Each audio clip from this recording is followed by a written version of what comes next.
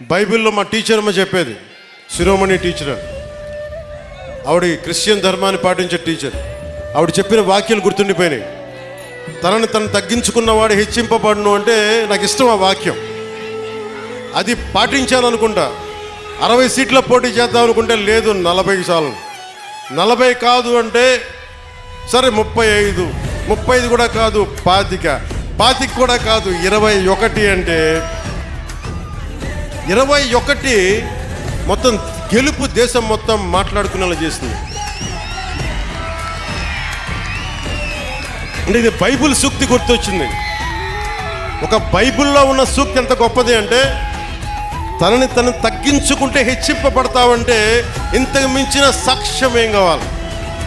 21 స్థానాలకి నువ్వు పోటీ చేస్తే 100కి 100% గెలిచి దేశమంతా మాట్లాడుకునేలా చేసిందంటే ఆ బైబిల్ సూక్తి ఎంత గొప్పదో మా టీచర్కి, ఆ శిరోమణి టీచర్కి, ఆవిడకి నా పాదాభివందనాలు. ఆ తల్లి ఏ లోకాల్లో.